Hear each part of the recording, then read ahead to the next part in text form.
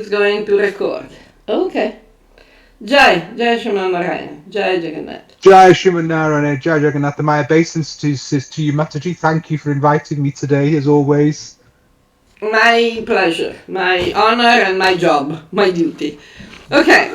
Thank you, Mataji. Thank you for your seva. And what I wanted to ask you today specifically is a question that I've had for quite some time, and it's of increasing precedence of late as we reach a very troubled time in the world, Mataji. And it's about the idea of murti worship. What is murti worship? Why do we, as dharmis, as Hindus, why do we worship murtis or vigrahas?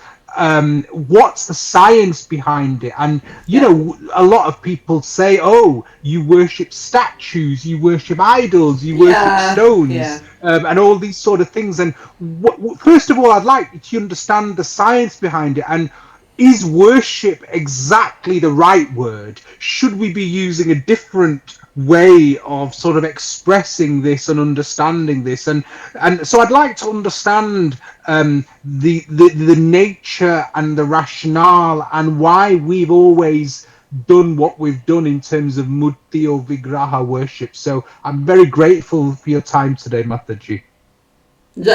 Okay. This is a very interesting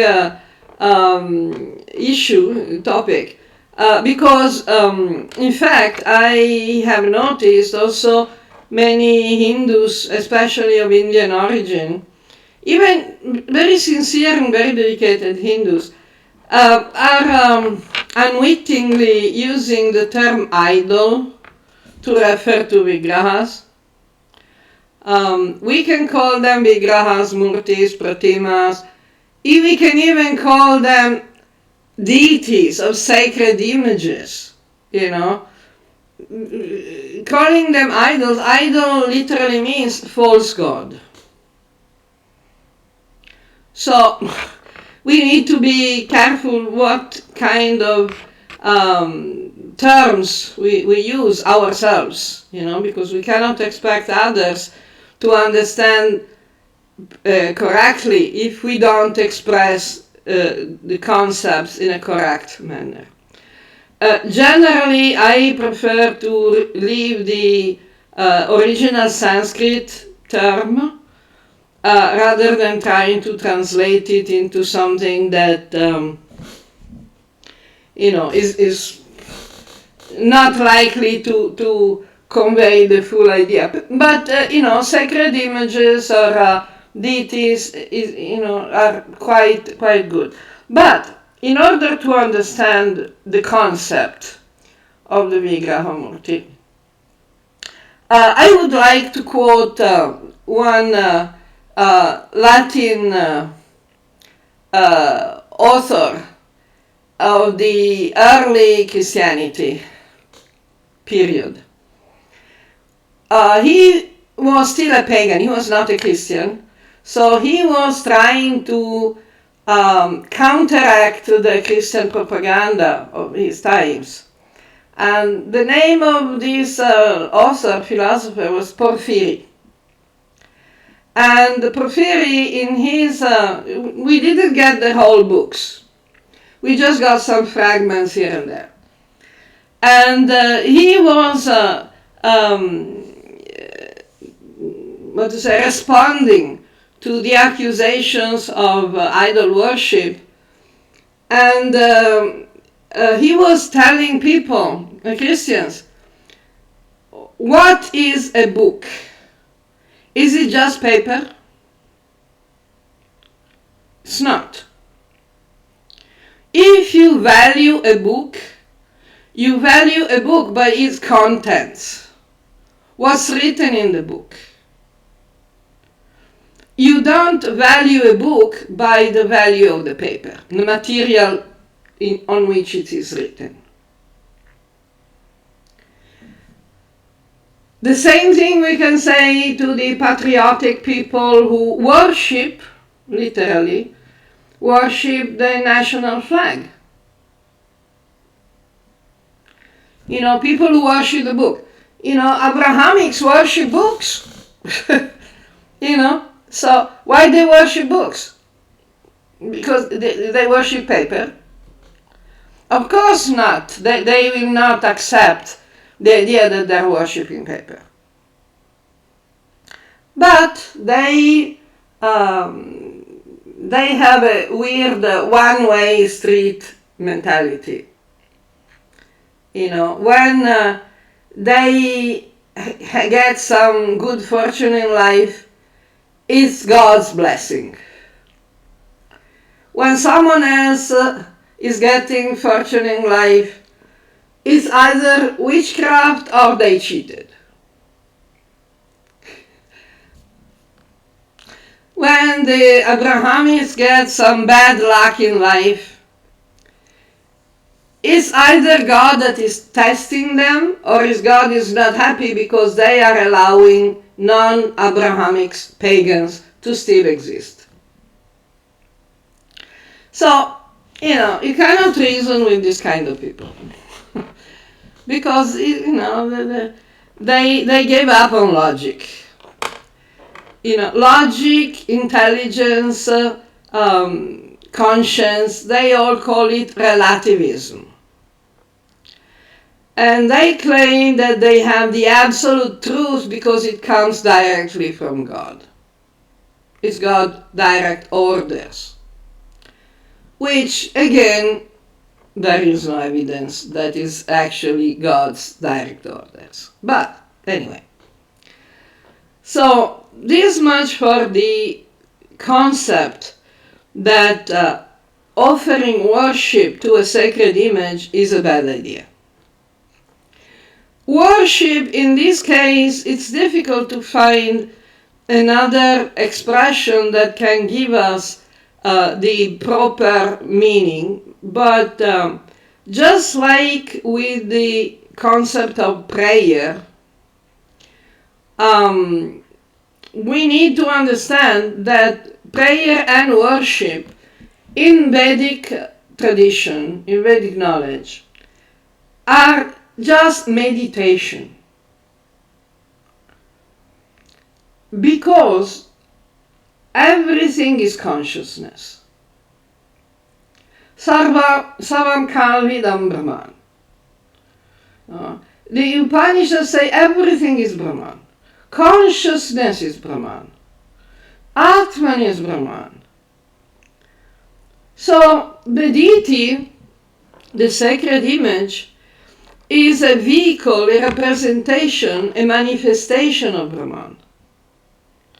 Everything is a manifestation of Brahman in various degrees.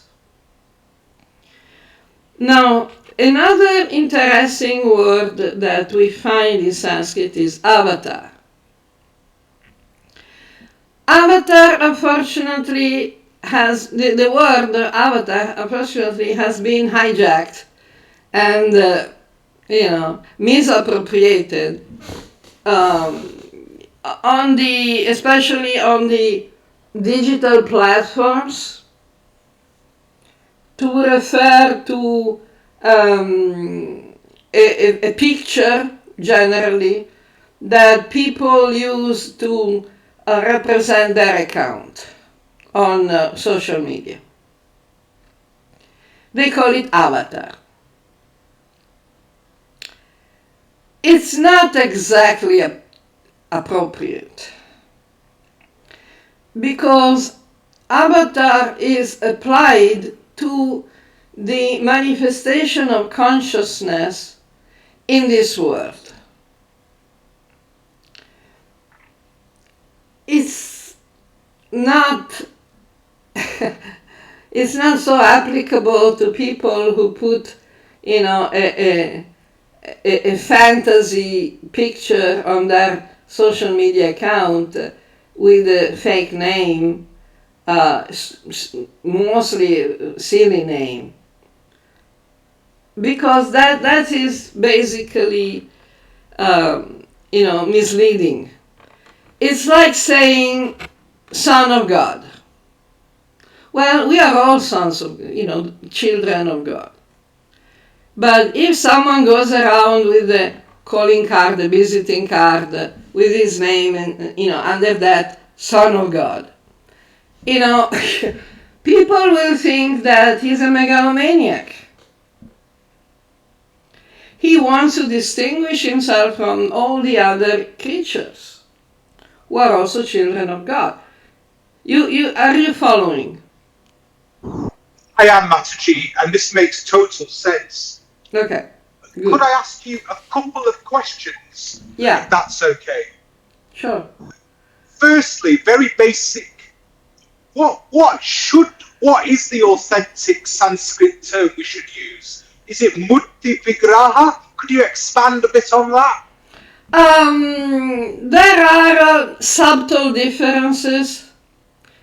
Murti simply means form.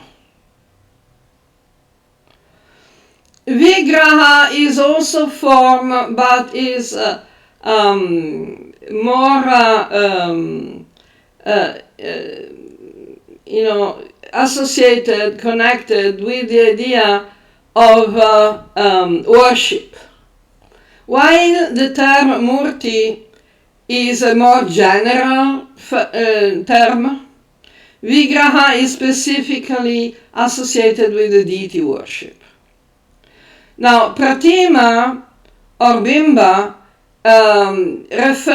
are also used to refer to the sacred images that are installed, and they are the center of meditation in ritual worship as representatives of the deity. Now, I mentioned earlier the idea of the book. That is not merely paper and ink. When we talk about Bhagavad Gita and we show the book, we are not talking about the paper and ink. A more, modern example is the mobile phone. Or any camera, any video camera that can transmit, can enable us to get in direct contact with another person. Of course, if you use the phone, the mobile phone, for a video call, let's say to your mother, you're talking to the phone. But you're not really talking to the phone, you're talking to your mother. You're not so stupid to think that the phone is your mother. Abrahamics who were very confused about the idea of deity worship, they think that we believe that the phone is a mother. So they make a point of damaging the phone, destroying our phone, our property, to show us that your God is not good enough because it cannot defend itself. Because of course the phone, the present phones are not defending themselves.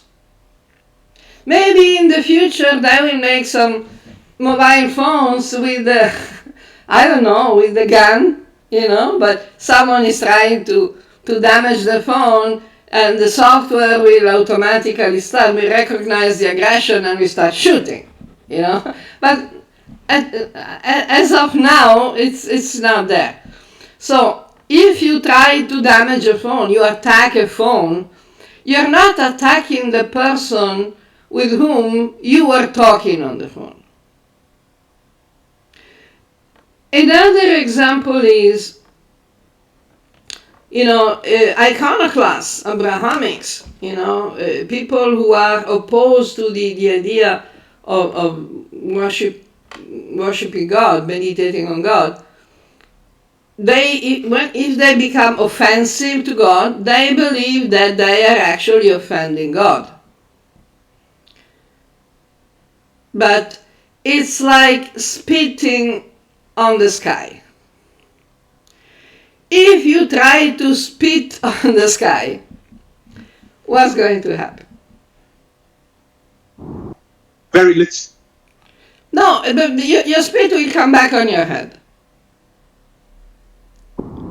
Yes. Not because the sky is taking revenge, but because it's a law of the union, law of gravity. You cannot spit on the sky because the sky is way beyond your reach.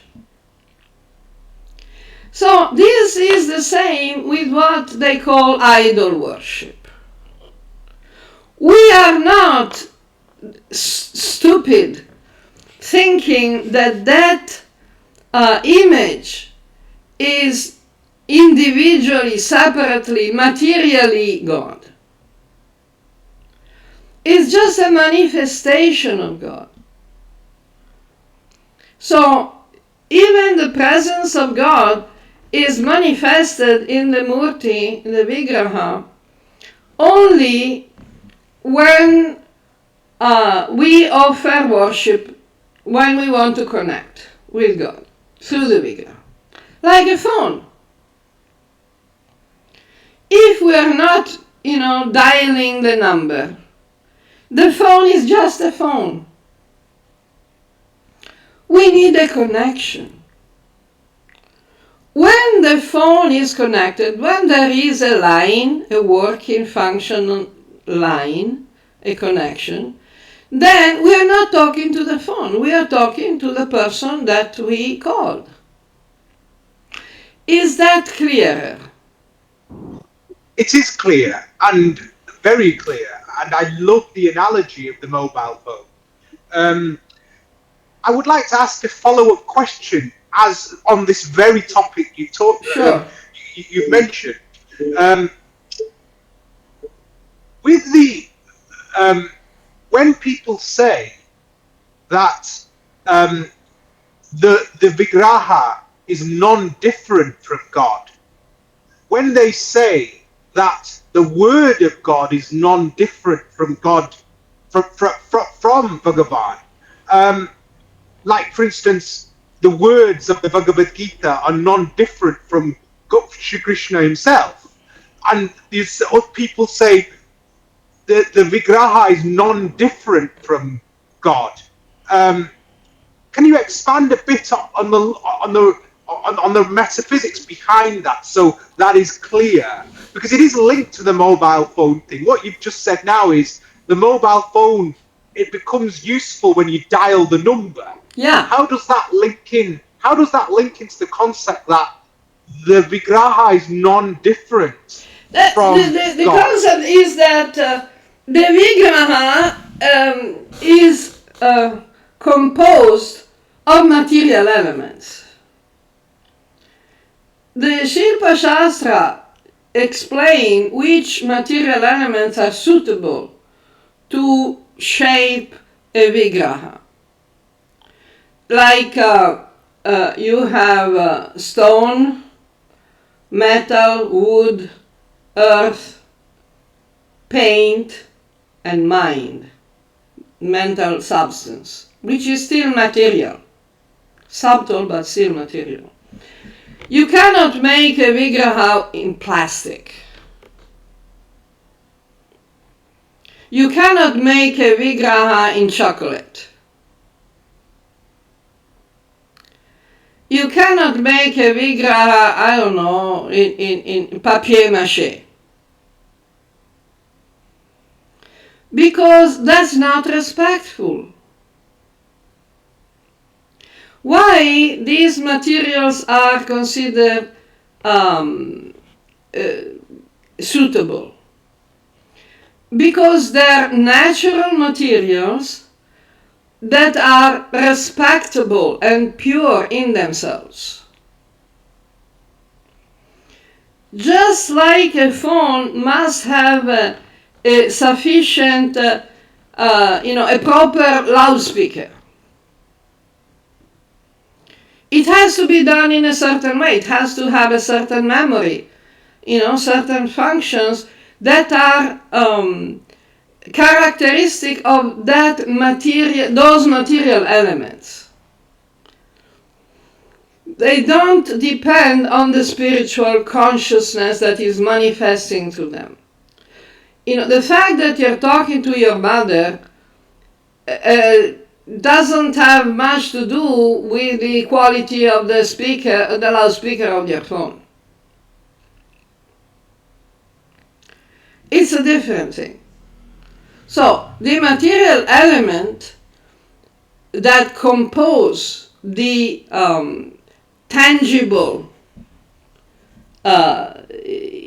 statue or painting or image, in any case, can be bidimensional, multidimensional, it's an image.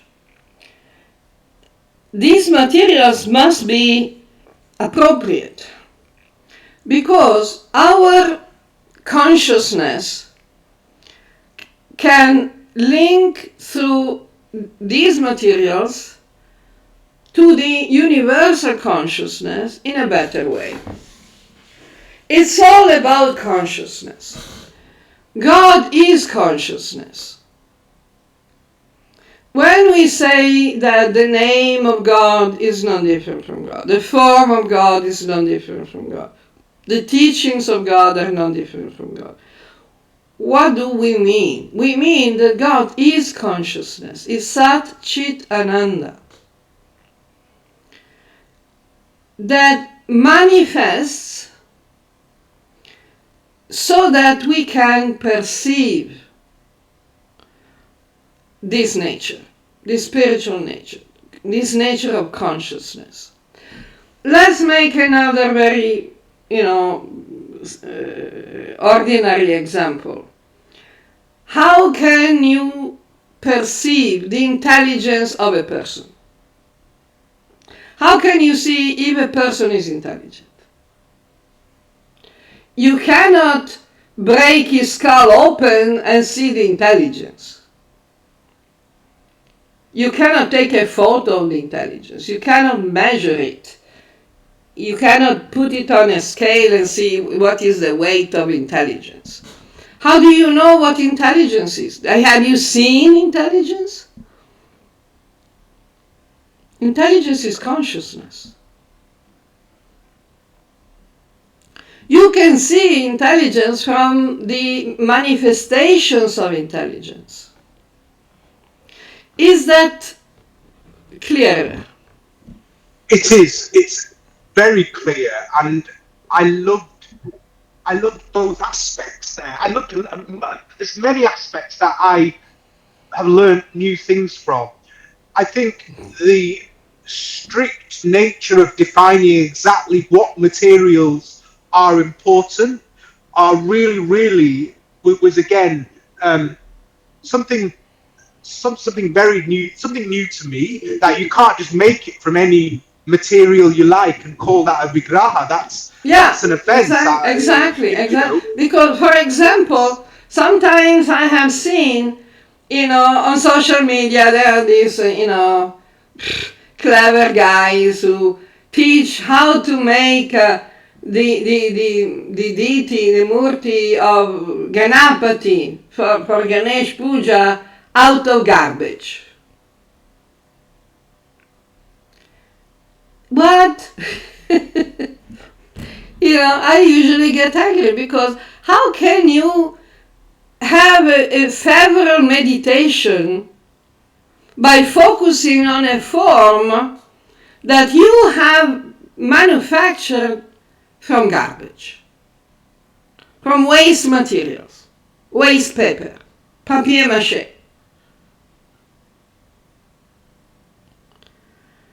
It's not possible. Yes. The point is that it's not that God cannot manifest in that form. But you cannot see God in that form because you still see the garbage.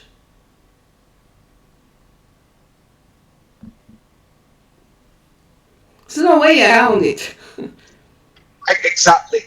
So, again, this was very eye-opening for me, the various materials. I also found that your example, Mataji, of using intellect, you can't take a photo of it. You have to see an example of it in real life. So again, that's important. You have to see the manifestation.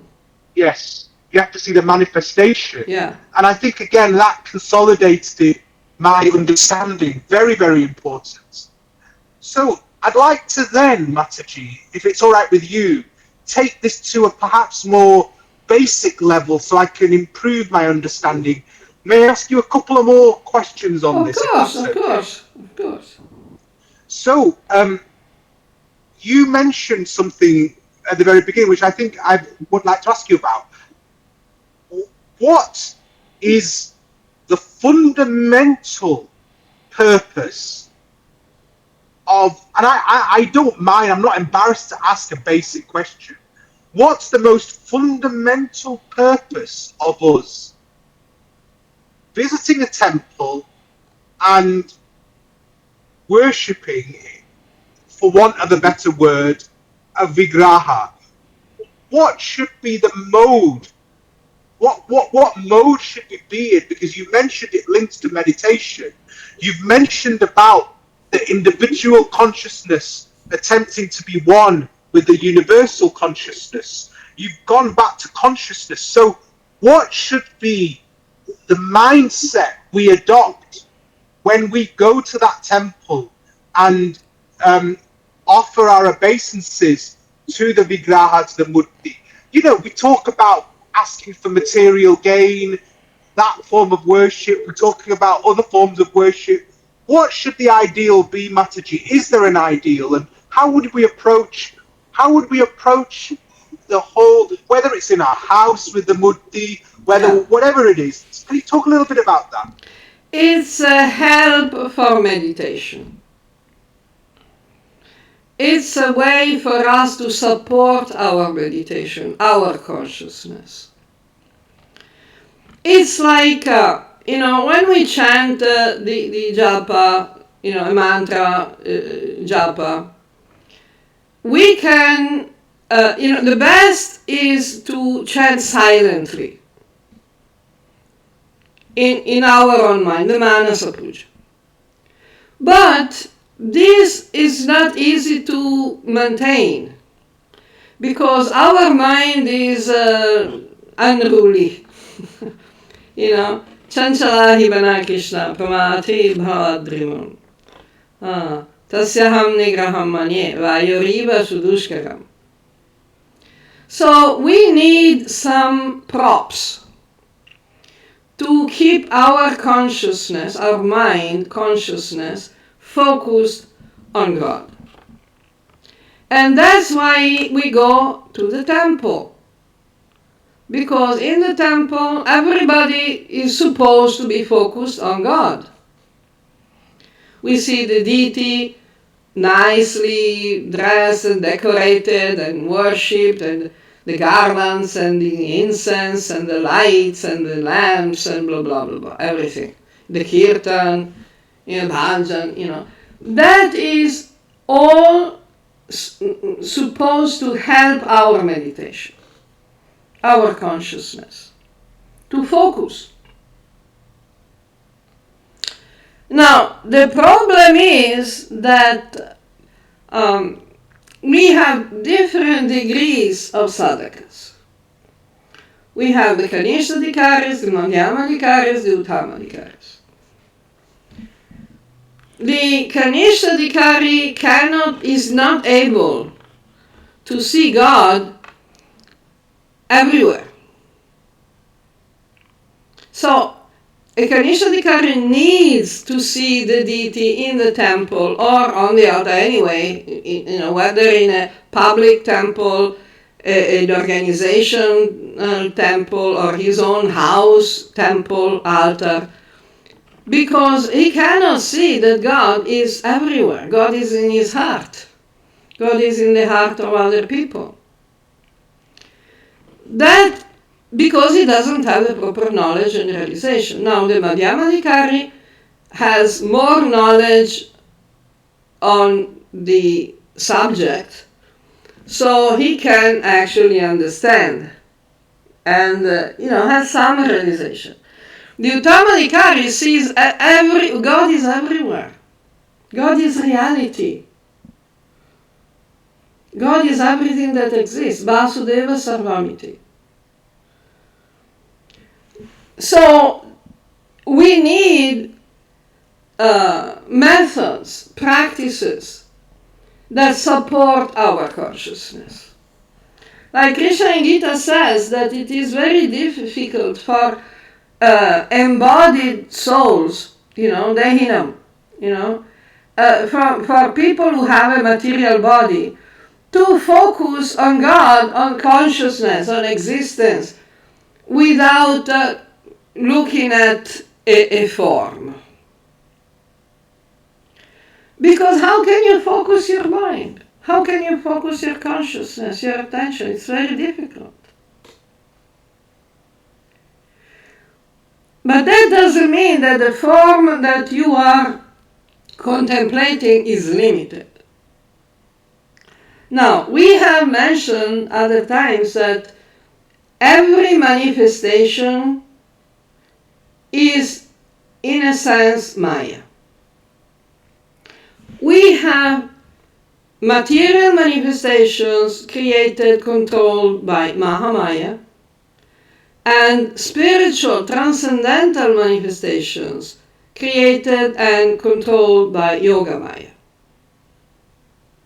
Yogamaya is another name for Bhakti. Now, when Krishna says in Bhagavad Gita that he manifests, he creates himself through his own energy, through his own Shakti, that is Yogamaya. The very concept of manifestation is a sort of illusion, because it gives the idea that something starts to exist at some particular point. We call it appearance. And then we have the disappearance. On Janmashtami, we celebrate the appearance of Krishna. What does it mean, appearance? Because Krishna was not there before. And after the disappearance of Krishna, Krishna will stop existing? Of course not. Krishna always exists and will always exist. But the manifestation that we could see 5,000 and something years ago in Mathura, Vrindavan, appeared to be limited by time, space, and individuality. But only appear, that's why it's called illusion. But it's not illusion in the sense it doesn't exist. This is the problem when people, talk about Maya. The vast majority of people are very confused about the idea of Maya. They translate Maya as false, a lie, deceit, some kind of deceit, some kind of bad thing. Illusion. Yeah, but illusion, we have to understand what is the meaning of illusion. Illusion doesn't mean that something does not exist. It's not like, a mirage. You see in the desert, sometimes in a very hot weather. Yes. Looks like you see the water on the road. Yes. It's not water. But it's that is a material manifestation. But the spiritual manifestation is not false. It's not illusory. But even the material manifestation, the water on the road doesn't mean that water does not exist, or the road does not exist. It doesn't exist necessarily there. But the road is there. It looks like something. In fact, the word Maya literally means not this. In the application to the spiritual transcendental form of the avatar, the illusion is that that form we see has a beginning and an end. Is in Vrindavan and not in South America. Is, here and not there. It's now and not 1,000 years before or 1,000 years later. That is the illusion. It's not like that. And in fact, we see in the story in the Bhagavata Purana when Krishna enters Mathura, all the different people saw Krishna in different ways. And still, there was a person visible to everyone, and people could actually interact with that form, with that person. And could be seen, that person, that form could be seen even by materialistic people. And in fact, the Bhagavatam says that materialistic people just saw him, Krishna, as an ordinary person. It's not that they didn't see Krishna, because Krishna is transcendental. No, they saw Krishna as an ordinary person, with the beginning and the end. If he's in Mathura, he's not in Vrindavan. So, Mataji, what is the relationship of Mahamaya to Vigraha, to our sort of worship of the Vigraha? Where is the link there?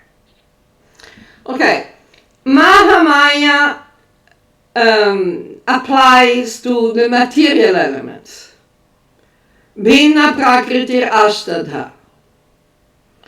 There are 8 material elements. And that's the function of Mahamaya. Maya is always the same principle. Shakti is always the same principle. There's not 2 different people, one is Yogamaya and one is Mahamaya. And maybe another one is Durga, another one is Lakshmi, another one is Saraswati, another one is Kali. Yes, this is. There are misconceptions. Some people, have told me. But this misconception starts, is created by the material identification. People who are materially identified with their ghost body cannot conceive the idea of transcendence. They say they're transcendental, but it's just like a label. Like the American people say, lipstick on a pig. It doesn't make them really transcendental. It's just a label. It's a covering. It's a name. It's not a transcendental name. It's a material definition. Because they think that being transcendental is a material quality, which is like, yeah, right, okay, It's like talking of dry water. Like what? It's an oxymoron. It's a contradiction in terms. So people cannot understand what transcendence means. They should not teach, because they're Kanishtadikaris. A Kanishtadikari can only teach what he actually has realized, but correctly. Cannot teach stuff that he has not realized. No one can teach stuff that they have not realized. This nonsense that we are just like the guru is just like the postman that just delivering the message. It's garbage. It's nonsense. And it's easily demonstrated by facts, because if this guy thinks that he doesn't need to be realized and qualified, it's just a post because he's just delivering the message. Why does he want to be worshipped? Why does he want a Guru Dakshina? If the postman comes to your house and gives you the electric bill to pay, right? He's just a postman. Are you going to pay the electric bill to him, give him the money, putting the money into his own pockets? If he says, oh, yeah, you gave me the money to me, but I'm not giving you a receipt because I'm just a postman, are you going to give him the money? No. Oh, so exactly. With that, Mataji, so you talked about Mahamaya relating to the material, and obviously, is that because the vigraha is made of material elements, therefore by default, that is Mahamaya's role in bringing us, bringing our individual consciousness closer to the supreme consciousness? Yeah, that's otherwise it's not a vigraha, it's not a pratima, it's not a representation. It's a direct manifestation. Wonderful. So, Mataji, here's the next question I have. And in the world today, you have very different schools of thought between dharma and non-dharmic. And the peoples of the world have always, every single pre-Abrahamic culture has always made offerings to deities. They've always made offerings to sacred images and to vigrahas. And you have Abrahamism that states, that laughs at the idea of offering food to, or offering anything to a what they could deem to be stone, etc. So can you talk about why it is that we, why it is that we offer food, flowers, whatever we offer ourselves? Why is it that we offer, but on a more material level here, why is it that we offer fruits and food to the murti? When you go to any major puja, you will see all sorts of preparations next to the murti. You have seen people in India, but also in other places, having a photo of their deceased parents. Yes. They put flowers in front of them. The picture. Yes. Why? Well, I think they offer that as a token of respect and a remembrance. That's to the consciousness. To the consciousness of, their meditation is consciousness. Their parents' identity is consciousness. There is the verse of Gita say that the yajna is Brahman, the offering is Brahman, the one who performs the ritual is Brahman, everything is Brahman. It's all consciousness, it's all about consciousness. And that makes complete sense. We forget the whole, how shall we say, we forget the crux of the entire piece here. Because when we identify with the limitations of material elements, we lose the plot. Because we are not material elements. God is not material. There is no limitation. Mataji, this is wonderful stuff, because I think what you've done here in this discussion is you've brought something called consciousness. I know it sounds trivial, but the idea of consciousness into the frame, because most of us, in our ignorance, we identify the material we identify with the material even during vigraha worship, forgetting the most important lesson, but which is this that is the consciousness is the ABC, key. Vishwajit. The ABC is Sat, Chit, Ananda.